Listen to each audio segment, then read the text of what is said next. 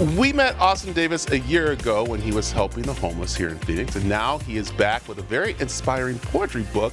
And Austin, how are you? Hey, I'm doing well, Brad. Thanks for having me, man. Before we get started, you need to say hello to your brother and sister. Yeah, okay. Which camera am I looking at? That one right there. Yep, there you go. Zach and Maddie, I hope your day is going well. Hope school's awesome. I love you guys. So this is great.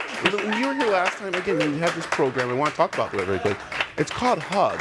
Yeah. And tell me a little bit more about that and our viewers if they didn't see you last time you were here. So AZ Hugs for the Houseless is Arizona Jews for Justice's homeless outreach program. And we started it a little over 2 years ago, kind of in response to the pandemic.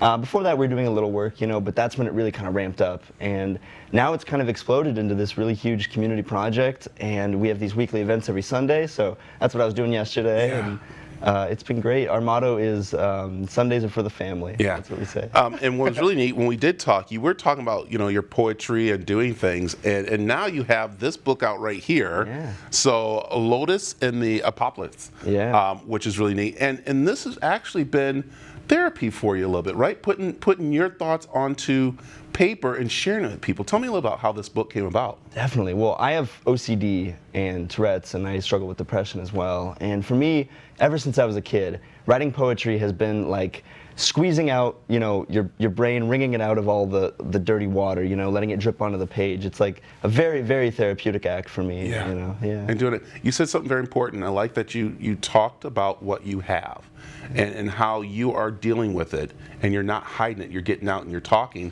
And I love this, that you've been on tour around Arizona, and because of a budget, you've been taking buses around.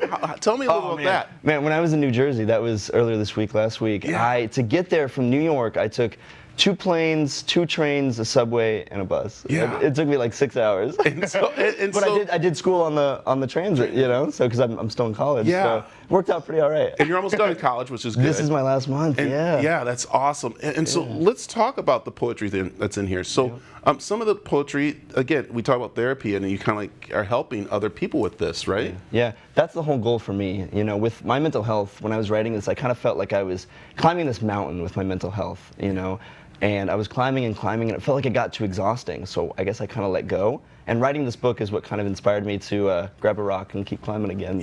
So that's my whole goal with this book, is to create connection through catharsis, and help those in our community feel just a little less alone in what they're going through. Yeah, it's so important there. And again, we're seeing a time where we're having more young people start to address their mental health with people and start to do things. Because, I think we've been in the past, putting it backwards and hiding from it. And you saw that was a problem too. So especially in the program with the hugs and everything, you're open about it and you want people to talk about it. And that's why this poetry is so important to you, right? Yeah, definitely. I mean, traditionally, the lotus flower is this symbol for purity. And when I was writing this book, I thought that the most pure thing that you can do is be completely honest with yourself and your community about your struggles, what you're going through, your fears, so that you can grow individually and we can grow collectively, as a community. So it's amazing. So I'm going to turn this over to you, and I want you to please go ahead and can you read one that's TV ready? Definitely. So TV ready, because there are some little ups and down ones in there. Yeah. So can you give us one? I can, yeah.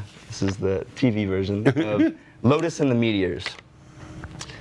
Meteors are falling, but I don't think meteors are really falling. Fish swim through the sky. White bones, licked clean, drop slow, like clouds that have seen some real trauma and have hardened over time. Our home has vanished from the neighborhood. All that's left is a brick patio with lawn chairs, a few cigarette butts beside ashes. There's probably a little moss green house with teddy bear drapes pulled across the windows, posted up on Mars. The TV is still on, the dog is peeing all over the carpet, and I'm sorry, but I left the stove on purpose. Wow. Wow. Yeah. That's amazing, Austin. That is so great. Thank you. That's amazing. And you want people to pretty much get a hold of you. You're ready to do book signings. You're out there and everything like that. Been traveling a lot. Traveling a lot. It's been really cool because during the shows, I'll be talking about my mental health and what I've been going through. And, at most of these shows, we kind of have a little therapy session after each reading. Yeah. Everyone kind of talks about what they've been going through, and we just kind of sit there in that shared space. Right. And it's been really cool. That's great. Awesome. Yeah. I'm so proud to have you back here. So Thank great to you, see you're thank doing you. great in the book. How can people find out more about, of course, picking up the poetry book and you and all you're doing? Yeah, well, the book's on Amazon, Barnes & Noble. You come to see one of my shows. I'm going to try to do some more shows around locally this summer. So. And on social media, where can they find you? Yeah, on Instagram, it's at AustinWDavis1. Perfect. So, yeah. Awesome. Thank you for being here. Thank you so much Good. for having me, Brad. Stay right there because we're going to take a little break and come back with some events. So come on back.